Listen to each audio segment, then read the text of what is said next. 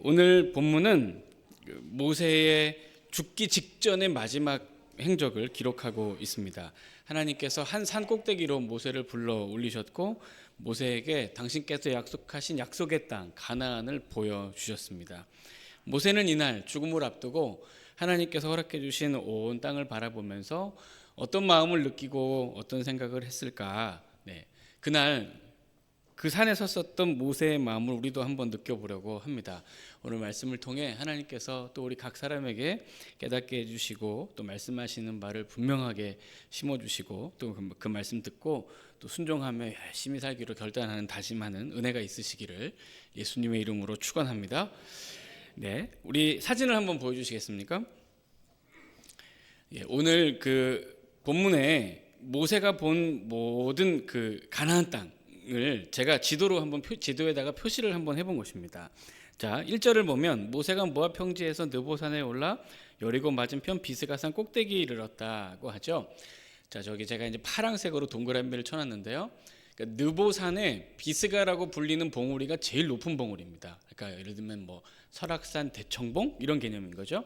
느보산에 비스가라고 불리는 봉우리에 하나님이 올리신 겁니다. 그러니까 지금 저 파란색으로 표시되어 있는 저 위치에 모세는 올라가 있습니다.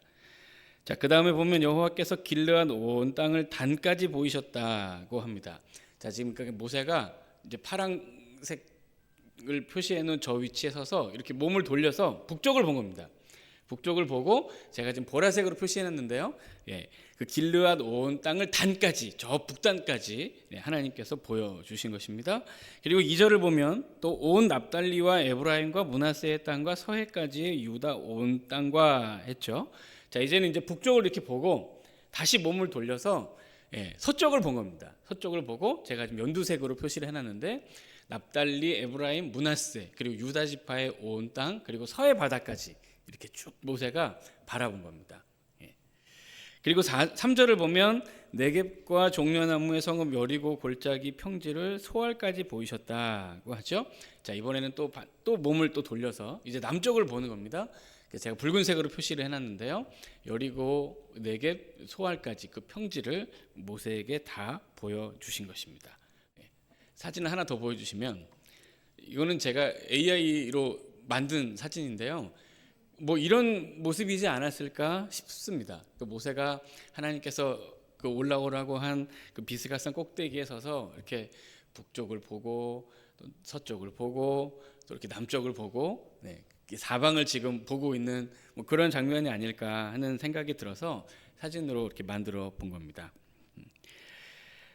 이 당시 이제 죽음을 목전에 두고 있는 모세, 이제 장차 후손들이 들어가서 살게 될 그 온 땅을 바라보면서 모세가 어떤 마음을 가졌을까, 어떤 생각을 하겠을까. 그리고 그 모세는 그 땅을 바라보면서 그 이상의 무엇인가를 분명히 보긴 보았을 것 같은데 무엇을 보고 무엇을 느꼈을까 하는 것입니다. 우리가 이것을 한번 생각해 보기 위해서 모세가 어떤 사람이었나를 한번 먼저 그의 삶을 조명해 보려고 합니다. 그러니까 모세가 어떤 사람인지를 알면 그가 죽음을 앞둔 이 시점에 어떤 생각을 했는지를 알 것 같아서 모세의 행적을 한번 조명해 보려고 하는 것입니다. 자, 오늘 본문 전체를 통틀어서 모세의 삶이 어떠했는지 그 특징을 3가지로 오늘 본문은 우리에게 일러주고 있습니다. 자, 오늘 본문의 7절을 보시면 모세가 죽을 때 나이 120세였으나 그의 눈이 흐리지 아니하였고 기력이 쇠하지 아니하였더라라고 기록을 하고 있습니다. 자, 여기 눈이 희미해지지 않았다, 흐리지 않았다는 이 흐려지다라는 말은 희미해지다, 침침해지다 이런 뜻입니다. 그러니까 눈이 이렇게 침침해지고 안 보이지 않았다는 거예요. 그러니까 예를 들면 이런 거죠. 이렇게 뭘 보려고 이렇게 이런 적이 없었다는 겁니다. 지금도 그러고 있지 않다는 거예요. 아주 밝히 보고 있다는 것입니다.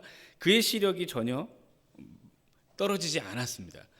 자, 게다가 기력이 쇠하지 아니하였다고 기록하고 있죠. 자, 여기 쇠하다는 말은 어떤 뜻이냐면 이렇게 달아나다, 떠나가다 이런 뜻이에요. 그러니까 기력이 그의 몸에서 떠나가지 않았다는 겁니다. 그럼 무슨 뜻이죠? 모세의 몸속에 여전히 활력이 있다는 겁니다. 여전히 기력이 넘친다는 거예요. 뭐 무슨 일이든지 할 수 있고 어디든지 뛰어나갈 수 있는 그런 힘이 그의 몸속에 지금 계속 이렇게 꿈틀꿈틀하고 있다는 것입니다. 뭐 이렇게 생각할 수도 있을 것 같은데, 야, 120세 노인이 참 건강하게 건강 관리를 잘했구나, 뭐 이렇게 생각할 수 있지만 그게 아닙니다. 칼빈은 이 부분을 이렇게 해석하는데요. 모세가 120세까지 눈이 흐리지 않았고 기력이 쇠하지 않았다는 것은 하나님의 특별한 은혜이다. 이것은 자연적인 것이 아니라 초자연적인 것이다. 이렇게 하나님을 섬기는 사람들은 하나님의 특별한 보호 아래 있다. 여러분, 120세의 노인이 시력이 멀쩡합니다. 이게 자연스러운 것인가요? 초자연적인 것인가요? 나이가 들면서 점점 눈이 흐려지고 초점을 잃어가는 것은 당연한 거죠. 이것이 자연스러운 것입니다. 그런데 모세는 눈이 흐려지지 않았대요. 초점이 그의 눈에서 사라지지 않았답니다. 초자연적인 역사죠. 120세쯤 되면 기력이 쇠하죠. 힘도 없고 그렇습니다. 그게 자연스러운 것입니다. 안 그런 게 이상한 것이죠. 그런데 모세의 몸에는 여전히 활력이 있고 기력이 있고 힘이 남아있다고 합니다. 초자연적인 역사입니다. 그러니까 지금 그의 몸속에 무슨 일이 일어나고 있냐면 자연스러운 인생의 섭리를 거스르는 하나님의 놀라운 능력이 모세의 육신을 사로잡고 있다는 것을 알 수 있어요. 그러니까 모세의 눈이 흐려지지 않고 그에게 기력이 쇠하지 않았다는 것은 전능하신 하나님의 놀라운 역사와 기적이 그의 몸에서도 일어나고 있다는 이야기고, 모세의 입장에서 이야기해 본다면 그는 자신의 육신으로 하나님이 살아계신 것을 경험하고 있는 것입니다. 그런 의미에서 모세는 하나님께서 생애의 마지막 순간까지 당신이 주신 사명을 충성스럽게 잘 감당하라고 하나님께서 끝까지 붙드셨던 그런 은혜의 인생을 살았다는 것입니다. 사랑하는 성도 여러분, 제가 뭐 나이를 몇 살로 이렇게 특정해서 이야기하기는 어렵지만 눈이 좀 침침한 게 좀 안 보인다, 이런 생각이 드시거나 아니면 요즘 기력이 많이 쇠한 것 같다라는 생각이 드시는 분들에게 하나님이 힘 주셔서 여전히 강건한 가운데 계속 기도하면서 주님이 주신 사명 능력 있게 잘 감당할 수 있는 은혜가 있으시기를 예수님의 이름으로 축원합니다. 자, 모세 인생의 두 번째 특징은 무엇이냐면, 10절의 마지막 부분을 보면 모세는 여호와께서 대면하여 아시던 자요 했습니다. 자, 여기 알다라는 이 단어는 제가 에베소서를 설교하면서 하나님을 알게 되기를 원한다는 내용에 대해서 이야기할 때 제가 충분히 설명했습니다. 그러니까 부부가 마치 서로를 알듯 경험적으로 오랜 시간 깊은 관계를 통해 서로를 아는 것을 말하는 것인데요. 똑같은 단어입니다, 이 단어가. 근데 하나님과 모세가 서로 아는 사이인데 어떻게 아냐면 대면하여 알던 사이다. 만나서 대화를 하면서 깊은 관계를 교제를 누리는 그런 사이다라고 이야기하고 있습니다. 자, 출애굽기 33장 11절을 보면 사람이 자기의 친구와 이야기함 같이 여호와께서는 모세와 대면하여 말씀하시며 모세는 진으로 돌아오나 눈의 아들 젊은 수종자 여호수아는 회막을 떠나지 아니하니라 했습니다. 자, 또 민수기 12장 6절에서 8절을 보면 이르시되 내 말을 들으라. 너희 중에 선지자가 있으면 나 여호와가 환상으로 나를 그에게 알리기도 하고 꿈으로 그와 말하기도 하거니와 내 종 모세와는 그렇지 아니하니 그는 내 집에 충성함이라. 그와는 내가 대면하여 명백히 말하고 은밀한 말로 하지 아니하며 또 그는 또 여호와의 형상을 보언을 했습니다. 자, 다른 선지자들이 많이 있었습니다. 하나님께서 세우신 귀한 종들이 많이 있었는데 하나님께서 다른 선지자들하고는 어떻게 이야기를 하셨냐면 환상과 꿈으로 이야기를 하셨어요. 여러분, 환상과 꿈은 중간에 한번 해석의 작업이 필요합니다. 그러니까 그 환상과 꿈이 보여주는 어떤 그 장면이 어떤 의미인지에 대해서 한 번 더 해석을 해야 그 꿈과 환상의 의미를 파악할 수 있죠. 그런데 모세하고는 하나님이 그렇게 말씀하시지를 않으셨어요. 어떻게 하셨냐면 지금 제가 여러분들과 이렇게 한 자리 한 공간에서 눈과 눈을 마주치면서 이야기를 나누듯이 하나님도 모세와 직접 대면하면서 이렇게 눈과 눈을 마주치면서 명백히 말했습니다. 그러니까 알아듣게 얘기하셨어요. 중간에 또 한 번의 해석 작업이 필요가 없도록 하나님이 직접 모세에게 당신의 뜻을 계시하시고 당신의 마음과 의도를 알려주셨다는 것입니다. 어떤 면에서는 모세는 다른 선지자와는 비교할 수 없는 놀라운 특권과 축복을 받은 사람입니다. 선지자로 쓰임받는 것 자체가 귀한 일인데 하나님이 다른 선지자하고는 꿈과 환상으로 이야기하시나 모세와는 직접 대면하여 이렇게 말씀하시니까 모세는 얼마나 큰 복과 특권을 누린 사람이겠습니까? 큰 특권과 복을 받은 데에는 그만큼의 책임도 무겁게 더 따르게 되겠죠. 그런 의미에서 모세가 반석을 치면서 물을 명한 것 때문에 하나님의 징계를 받아서 약속의 땅에 들어가지 못하게 된 것도 하나님이 더 특권을 주셨기 때문에 더 무거운 책임을 그에게 요구하신 것이 아닌가 하는 생각이 들기도 합니다. 아무튼 모세는 다른 선지자와는 비교할 수 없을 정도로 하나님과 직접 대면하여 만나고 교제하고 대화하면서 하나님을 알고 그의 뜻을 선포하였던 놀라운 선지자의 사명을 감당했던 사람입니다. 자, 또 세 번째 특징은 뭐냐면 오늘 본문의 11절과 12절인데요. 여호와께서 그를 애굽 땅에 보내사 바로와 그의 모든 신하와 그의 온 땅의 모든 이적과 기사와 모든 큰 권능과 위엄을 행하게 하심에 온 이스라엘의 목전에서 그것을 행한 자이더라고 했습니다. 자, 모세는 하나님의 보내심을 받아 애굽 바로에게 갔습니다. 그리고 그 세상 최고의 권세를 가진 통치자 앞에서 전혀 위축되거나 주눅됨 없이 하나님의 살아계심을 선포하고 당신의 백성들을 이끌어낼 것을 명령합니다. 하나님은 모세를 통해 애굽 땅에 10가지 재앙을 내리셨습니다. 이 세상에 살면서 상식적으로 납득하기 힘든 일들입니다. 그러나 하나님께서는 모세를 통해 애굽에 내리셨습니다. 그리고 애굽의 군대가 뒤를 따라올 때에는 홍해 바다를 가르셨습니다. 말로 설명되지 않는 놀라운 기적입니다. 그리고 광야를 지날 때에는 만나를 내리셨고 반석에서 물을 내셨습니다. 수많은 목격자들이 있었습니다. 모세 혼자 본 것이 아닙니다. 모든 사람이 다 알도록, 만천하가 다 알도록 하나님께서 분명히 당신의 살아계심을 이 놀라운 역사와 기적을 통해 행하셨습니다. 누구도 부인할 수 없습니다. 하나님의 백성 이스라엘만 본 것이 아니고 애굽 사람들도 다 보았습니다. 말도 안 되는, 말로는 설명이 불가능한 놀라운 기적과 하나님의 능력을 모세를 통해 하나님께서 일으키셨고 보여주셨습니다. 지금 시대의 언어로 이야기한다면 하나님께서 모세를 통해 하나님의 살아계심을 증거하고 예수 그리스도의 구원과 십자가의 은혜를 전하는 축복의 통로로 모세를 사용하셨다는 것입니다. 모세는 하나님의 큰 능력과 이적을 온 땅에 행했고 특별히 하나님의 백성인 이스라엘 백성들이 눈에 확연히 볼 수 있도록 모든 능력을 그 앞에 펼쳐냈습니다. 하나님 앞에 참 영광스럽게 쓰임받은 사람이죠. 그러나 이 모세가 이렇게 영광스럽게 쓰임받은 사람이기는 하지만 그렇다 그래서 완전하고 완벽하고 흠이 없는 사람은 또 아닙니다.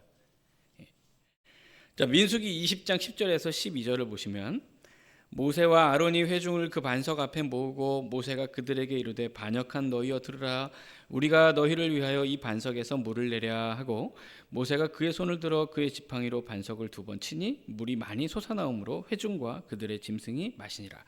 여호와께서 모세와 아론에게 이르시되 너희가 나를 믿지 아니하고 이스라엘 자손의 목전에서 내 거룩함을 나타내지 아니한 거로 너희는 이 회중을 내가 그들에게 준 땅으로 인도하여 드리지 못하리라 하시니라. 모세가 하나님 앞에 죄를 짓고 실수하는 장면입니다. 화가 났어요. 불평하고 짜증내고 원망을 늘어놓는 이스라엘 백성들을 더 이상 참아낼 수가 없었습니다. 그의 그 격정적인 분노를 그가 다스리질 못했죠. 이게 위대한 사람도 다 이렇게 실수를 합니다. 그런데 사실 따지고 보면 모세는 그리 온유한 성품을 가진 사람은 또 아닙니다. 그가 처음에 애굽 땅에서 도망 나올 때 애굽 사람들을 쳐 죽였습니다. 때려 죽였습니다. 성질이 불같은 사람입니다. 태생적으로 온유하고 온화한 사람이 아니라는 얘기입니다. 그리고 하나님이 그를 부르셨을 때에는 그는 또 거절하기도 했죠. 나는 말 잘 못하는 사람입니다. 하나님의 부르심을 감당할 수 없는 사람입니다. 하고 하나님의 사명을 회피하려고 했던 사람이기도 합니다. 그러나 하나님은 모세를 이렇게 평가하세요. 민수기 12장 3절을 보면 모세는 온유함이 지면의 모든 사람보다 더하더라. 분노하여 사람을 죽이고 화를 내면서 소리를 치면서 반석에서 물을 낸 모세를 하나님은 온유한 사람이었다 이렇게 평가합니다. 그의 타고난 성품 때문에 그의 천성이 착하고 선해서 그가 온유한 사람이었다고 하나님이 이야기하신 것이 아닙니다. 그럼에도 불구하고 하나님의 손에 붙들려서 충성스럽게 쓰임 받으며 자신의 마음과 생각을 다스리면서 하나님의 종으로 쓰임 받은 주의 종에 대해 하나님이 온유한 사람이었다고 평가하신 것이죠. 그러니까 하나님께서 모세를 쓰일 만한 사람으로 잘 이렇게 빚으시고 만드신 것이지 모세 자체가 태생적으로 아름다운 사람은 아니었다는 것입니다.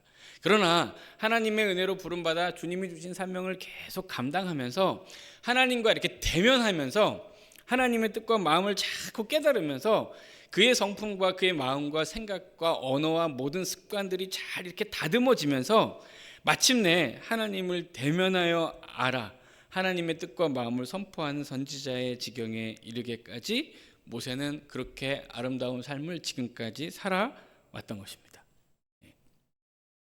자, 그럼 다시 말씀의 처음 부분으로 돌아가서 지금 모세는 죽음을 앞두고 그 비스가라고 불리는 산꼭대기 그 정상 봉우리에 서 있습니다. 그럼 지금 죽음을 앞두고 있는 그 산봉우리에 올라 있는 모세는 어떤 사람이냐면 눈이 흐려지지 않고 기력이 쇠하지 않은 사람입니다.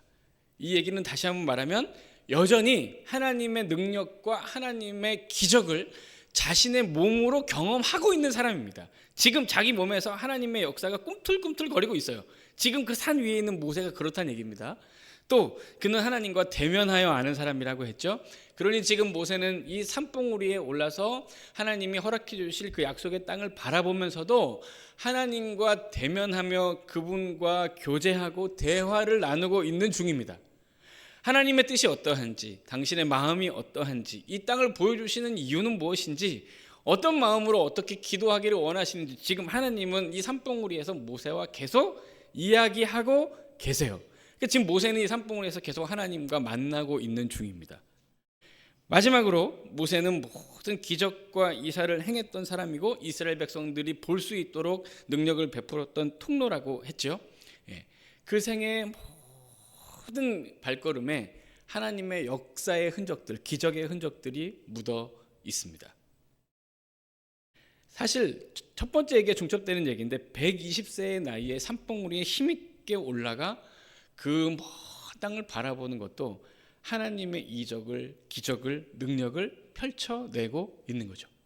그러니까 지금 모세가 이런 상태로 산 위에 서서 하나님이 보여주시는 후손들에게 줄 약속의 땅을 바라보고 있습니다. 그러면 지금 모세는 어떤 눈으로 무엇을 보고 있을까요? 그리고 어떤 눈으로 무엇을 보면서 무엇을 느끼고 어떤 마음을 가지고 있겠습니까? 혹자들은 이 모세의 죽음을 하나님의 심판이었다라고 얘기하는 사람들이 있습니다. 제 아무리 선지자여도 하나님께서 죄에 엄격하시니 반석에서 물을 낼 때 명하여 내라는 하나님의 말씀을 어기고 반석을 친 것에 대해서 분명히 하나님께서 심판하시는 장면이라고 아주 단호하고 냉정하게 이야기하는 사람들이 있습니다. 근데 맞아요. 그 심판의 성격이 없는 것은 아닙니다.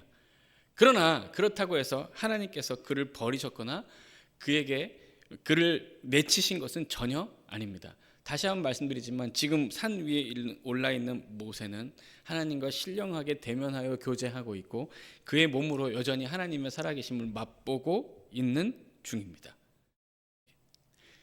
그러면 그의 인생, 그의 이 마지막 순간은 심판이겠습니까? 축복이겠습니까? 여러분, 제가 이렇게 질문을 해볼 테니까 여러분들도 한번 생각해 봐 주세요. 자,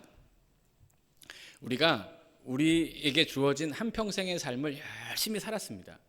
근데 하나님 앞에 충성한다고 해도 우리가 다 부족하니까 죄도 있고 연약한 것들이 있겠죠. 그러니까 하나님이 보실 때 심판하실 만한 요소들을 분명히 갖고 있습니다. 근데 그래도 하나님 앞에 열심히 성실히 살았습니다. 열심히 성실히 살았어요. 나는 너무너무 수고를 많이 했고 나는 고생을 많이 했습니다. 그래서 소위 빛 한 번 제대로 보지 못하고 그냥 져가는 인생이라고 가정해 보자고요. 그래서 막 좋은 집, 넓은 집에 두 다리 뻗고 편하게 한번 잠자본 적도 없고 고급 승용차 같은 좋은 차 타본 적도 없는 그런 인생을 살고 우리는 그렇게 부름을 받는다고 한번 생각해 보세요. 그런데 감사하게도 내가 열심히 수고하고 내가 열심히 고생하고 땀 흘려 기도하며 헌신한 것을 하나님께서 귀하게 여기셔서 하나님이 우리 자녀들 손주들은 잘 되게 하셨어요. 이 아이들은 예수님을 잘 섬기고 하나님께 늘 기도하는 믿음을 가지고 그리고 하나님께서 그의 삶에 필요한 것들도 풍성하고 넉넉하게 채우셔서 나와는 전혀 다른 넉넉하고 풍성한 삶을 잘 살고 있다고 해봅시다. 그러면 부모님의 그 생애가 스스로 판단할 때 나는 한 번도 좋은 것을 누려보지 못한 생전에 고생만 한 그런 안타까운 인생이었나? 아이 하나님, 나는 생전에 한번 좋은 것 한 번도 누려보지 못하고 고생만 하게 하시고 내 애들한테만 좋은 거 주시고 에이 하나님 진짜 못됐네요. 나한테도 나도 살았을 때 좋은 것 좀 주시지. 그렇게 하나님 앞에 불평불만하고 막 하나님 앞에 왜 그러냐고 따지실 분 계십니까? 잘 됐지 않아요? 아니 내가 수고하고 내가 열심히 기도하고 내가 헌신해서 비록 나는 빛을 못 봤다고 할지라도 우리 아이들이 잘 될 수 있으면 그럼 복받은 인생 아닙니까? 그렇게 자녀들의 믿음의 길을 확 열어준 이 부모의 인생이 얼마나 하나님 앞에 귀하게 쓰임받았는지 진짜 하나님께서 값지게 여기시는 그런 인생이 아닐까요? 모세도 마찬가지입니다. 비록 그의 인생에 흠이 있고 연약함이 있어서 하나님의 징계를 받아 약속의 땅에 그가 직접 두 다리로 들어가지는 못하지만 이 입구까지 자신의 후손들을 잘 이끌어 왔고 곧 하나님께서 약속하신 그 땅에 자기 사랑하는 자녀들, 후손들이, 손자들이 이제 막 들어갑니다. 그럼 모세가 스스로 생각할 때 어떻게 생각하겠습니까? 에이 고생만 한 내 인생, 에이 수고만 하고 빛도 못 보는 내 인생, 마지막에 땅은 뭐하러 보여주시나? 아니요, 그렇지 않을 겁니다. 모세는 지금 이 약속의 땅에 올라 하나님의 약속이 성취되는 것을 믿음으로 바라보고 있습니다. 하나님이 그의 조상 아브라함에게 그리고 이삭에게 야곱에게 주신 약속, 내가 이 땅을 너희에게 너희 후손에게 주리라 하신 그 약속의 말씀이 이제 곧 현실로 이루어질 때가 멀지 않았습니다. 하나님은 단 한순간 한 번도 시건하시거나 허튼 말을 내뱉으시지 않는 분이시고 그 하신 말씀을 지키시지 않는 적이 없는 신실하신 하나님이시기에 이제 곧 이 땅에 이스라엘 백성들, 하나님의 백성들, 자기 후손들이 들어가서 살게 될 것입니다.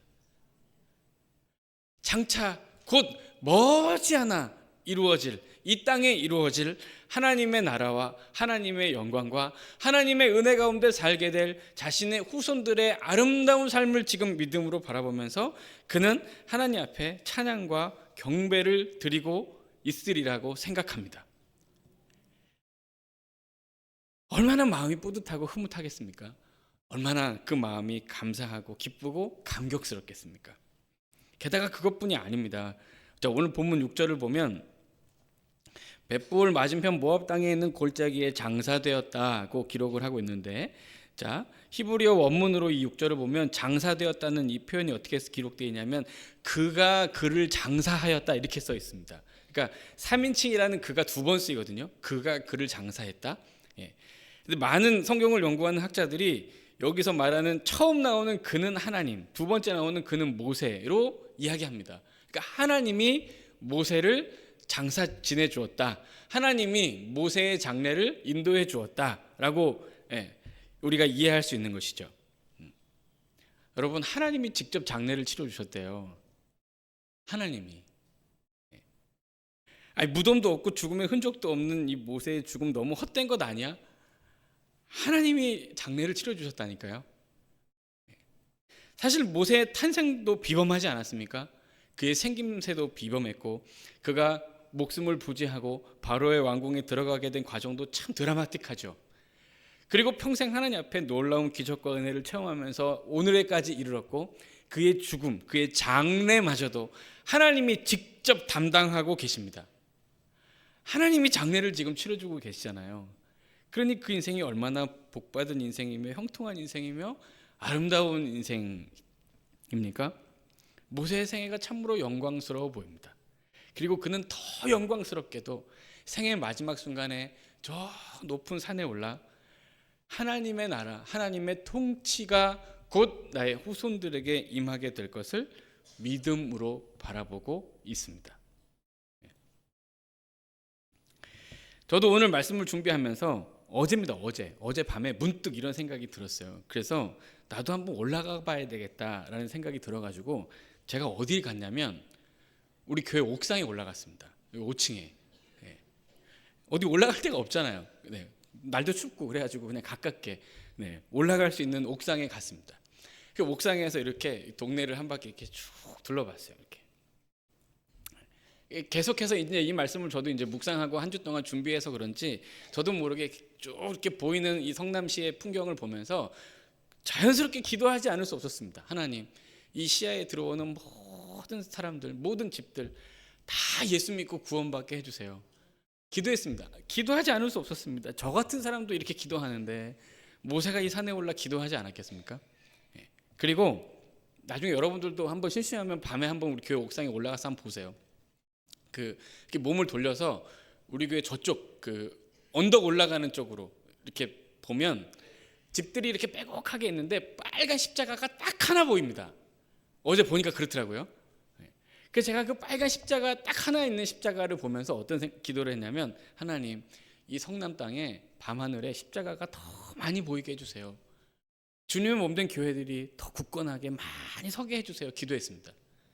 저 같은 사람도 그렇게 기도하는데 모세와 같은 위대한 선지자, 하나님의 마음을 대면하여 아는 이 선지자가 하나님 앞에 그렇게 기도하지 않았겠습니까?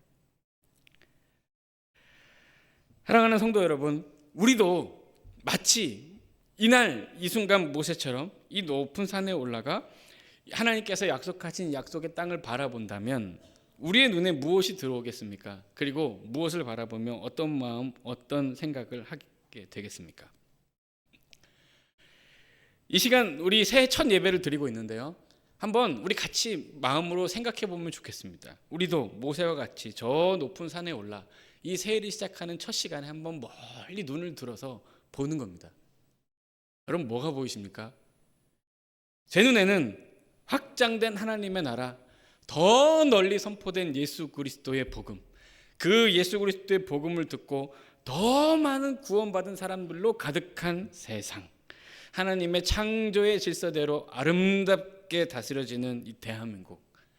좀 전에 제가 이야기했던 대로 십자가의 불빛이 마치 밤하늘을 수놓은 것처럼 주님의 몸된 교회들이 가득하게 세워진 이 성남, 찬송소리, 기도소리로 가득한 이 성남, 그리고 하나님의 말씀으로 양육받고 또 하나님의 진리의 말씀으로 훈련받아 믿음으로 잘 세워져가는 우리 자녀들로 가득한 우리 한남교회. 이와 같은 영광스러운 풍경들이 우리의 눈에 보이지 않으십니까? 여러분들 가정도 마찬가지입니다. 오늘 이 산에 올랐다고 생각하시고 멀리 한번 보세요. 이 한 해 동안 여러분들의 삶에, 여러분들의 가정과 자녀들에게 어떤 일이 일어날 거라고 생각하십니까? 분명히 이 놀라운 역사들이 펼쳐질 것입니다. 더 뜨겁게 하나님을 사랑하게 되고, 더 깊이 주님의 말씀을 이해하게 되고, 더 친밀하게 하나님과 연합하고 교제하면서 더 뜨겁게 하나님을 찬양하며 예배하며 힘써서 복음을 증거하며 하나님을 기쁘시게 하는 그런 영광스러운 삶들이 여러분들의 가정과 자녀들의 인생 가운데도 펼쳐질 것입니다. 사랑하는 성도 여러분, 이 새해 첫날 첫 주일에 하나님 앞에 영광스럽게 이 놀라운 역사들을 믿음으로 바라보면서 하나님의 통치와 다스리심을 이루고 하나님 앞에 영광 돌리며 값지게 쓰임받으며 살아가는 저와 여러분들의 복된 2026년 한 해가 되시기를 예수 그리스도의 이름으로 축원합니다.